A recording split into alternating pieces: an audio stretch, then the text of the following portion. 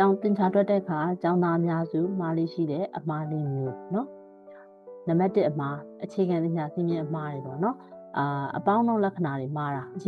ေခံပညာစည်းမျဉ်းအမှားတွေမှာဆိုရင်နံပါတ်1ကအပေါင်းလုံးလက္ခဏာတွေမှားတာအနှုတ်ကိန်းတစ်ခုမြောက်ရင်အပေါင်းဖြစ်ရမယ်ပေါ့နော်အဲ့ဒါကိုအနှုတ်ပဲပြန်ထည့်မိတာမျိုးနောက်တစ်မျိုးကကျတော့အနှုတ်ကိန်းတစ်ခုပေါင်းလို့ရှိရင်အနှုတ်ပဲပြန်ရမှာမျိုးအမြောက်ပု္ပ္ပစာတွေနဲ့ရောပြီးတော့အပေါင်းထည့်မိတာမျိုးပေါ့နော်အဲ့လိုမျိုးတွေမှာလည်းမှားတတ်တယ်အပေါင်းတို့ရောနေတဲ့ပု္ပ္ပစာတွေမှာဆိုလို့ရှိရင်လည်းကြီးတာတွေငယ်တာတွေနှုတ်တာတွေပေါင်းတာတွေနှုတ်တဲ့အခါမှာလက္ခဏာတွေမှားတတ်ကြတယ်ပေါ့နော်အဲ့ဒါအပေါင်းတို့လက္ခဏာမှားတာနောက်တစ်မျိုးကတုံညာနဲ့စားတာပေါ့တုံညာနဲ့စားရမယ်ဆိုလို့ရှိရင် antifine ဖြစ်ရပါမယ်ကိန်းတစ်ခုကိုတုံညာနဲ့စားရင် antifine ဖြစ်ရမယ်ဆိုတော့မေ့ပြီးတော့တုံညာလိုပဲမှားရင်းမိတတ်တာပေါ့နော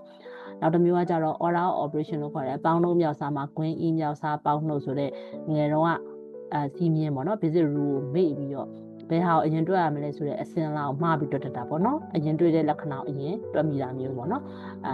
်ဒီမှာဆိုရင်ပုံစံနမူနာအနေနဲ့2 + 3 into 10 - 8ပေါ့နော်အဲ့ဒါပေးထားတယ်ဒီလိုမျိုးပုံစံမှာဆိုရင်3နဲ့10 3နဲ့10နဲ့အရင်မြောက်ရမယ်ပေါ့နော်အဲ့ဒါကိုအရင်မမြောက်ဘဲနဲ့အရင်ဆုံးတွေ့တဲ့2နဲ့3နဲ့အရင်ပေါင်းမိတာမျိုးဖြစ်တတ်တယ်ဒါမျိုးကအခြေခံစည်းမျဉ်းအမှားလေးပေါ့နော်ဒါနံပါတ်1အမှားနောက်နံပါတ်2အမှားကျတော့အခရာသင်္ချာအမှားတွေပေါ့အခရာသင်္ချာအမှားဆိုတာကနံပါတ်1မှာဆိုရင် parenthetic ဂွင်းဖြုတ်တဲ့နေရာမှာမှားတာပေါ့နော်ဂွင်းတွေရဲ့အပြင်မှာအနှုတ်လက္ခဏာရှိနေတယ်ဆိုလို့ရှိရင်ဂွင်းတွေကလက္ခဏာတွေအကုန်လုံးပြောင်းအောင်မှာမျိုးမိတတ်တယ်ဒီမှာဥမာအနေနဲ့ဆိုရင် minus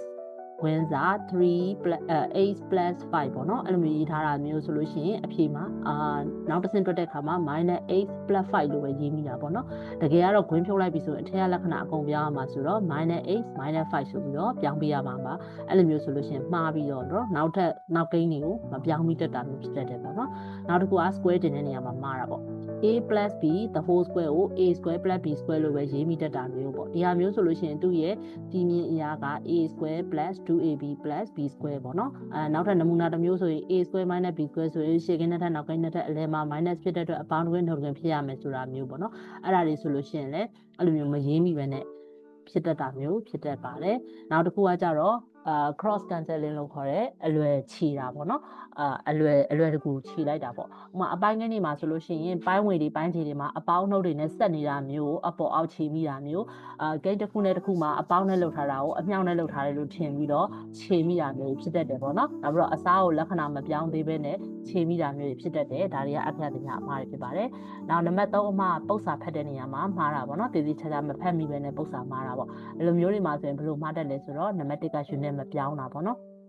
ပု္ပ္ပစာမှာမီတာတွေစင်တီမီတာတွေပေတွေလက်မတွေရောပေးထားတာမျိုးကိုတစ်မျိုးတည်းဖြစ်အောင်ပြောင်းပြီးမှတွက်ရမှာကိုမပြောင်းမနဲ့တွက်မိတာမျိုးပေါ့နော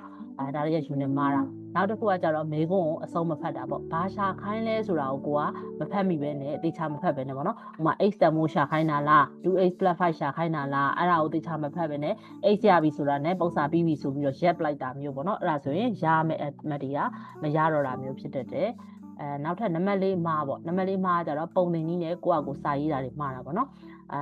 ်လက်ရေးမတည်တတ်တာပေါ့ကိုယ်တိုင်ရေးတာကကိုက4ရေးလိုက်တာလား4ရေးလိုက်တာလား9ရေးလိုက်တာလားကိုမှားပြီးတော့ဖတ်မိတာပေါ့နော်4လို့ရေးထားတာကို9လို့ဖတ်မိတာ9လို့ရေးထားတာကို4လို့ဖတ်မိတာပေါ့နော်အဲကြတော့တွက်တဲ့အခါမှာအောက်အဆင့်နေကြရင်ခဏန်းနေမှားပြီးဖြစ်တတ်တယ်နောက်ပြီးတော့ z ကို2လို့ရေးထားတာမျိုး2လို့ထင်လိုက်တာမျိုးပေါ့နော်အပေါ်မှာတော့ z လို့ထားပြီးအောက်ကျတော့2တွေနဲ့ဆက်တွက်တာမျိုးတွေဖြစ်တတ်တယ်ပေါ့နော်အဲဆိုရင်ရတဲ့အဖြေတွေကလည်းလွဲသွားတတ်ပါတယ်နောက်တစ်ခုကကြတော့ဒသမကိန်းတွေမှာခဏန်းဖြတ်တာပေါ့နော်နောက်ဆုံးအဆင့်ကိုမရောက်သေးဘဲနဲ့အပေါ်မှာတွေကလေးကရှစ်တစ်တိုးတာမျိုးတွေခဏန်းကို3ဆင့်ဖြတ်တာမျိုးတွေအဲ့လိုမျိုးတွေလုံးမိတာမျိုးတွေပေါ့နော်အဲ့ဒါဆိုအနည်းဆက်ဆုံးယူပြီးဖြတ်ချလိုက်တာတွေဖြစ်တဲ့အခါမှာနောက်ဆုံးအဆင့်တွေရောက်တဲ့ခါကျလို့ရှိရင်ခဏန်းတွေက1ကွာတာ2ကွာတာမျိုးတွေဖြစ်တတ်တယ်ပေါ့နော်အဲ့လိုမျိုးတွေဖြစ်တတ်ပါတယ်အဲ့တော့အကြံပြုချက်အနေနဲ့ဆိုရင်သင်္ချာမှာအမှားနေခြင်းနဲ့သင်္ချာ step by step ပေးတာဖြစ်တော့တဆင့်ချင်းမှာမှန်ဖို့လိုတယ်ပေါ့နော်အဲ့တော့အမှားနေခြင်းနဲ့ဆိုရင်တွက်ပြီးသားတွေကိုတဆင့်စီ like double check ပြန်လုပ်ပေးရမယ်နောက်ပြီးတော့လက္ခဏာတွေပေါ့နော်ခွင်းဖြုတ်လိုက်တဲ့အခါလက္ခဏာတွေမြောက်တဲ့အခါပဲဖြစ်ပေါင်းတဲ့အခါပဲလက္ခဏာတွေနဲ့အခြေခံအပေါင်းထုတ်တွေဆိုလို့ရှိရင်သတိထားပြီးတော့စစ်ဆေးသင့်ပါတယ်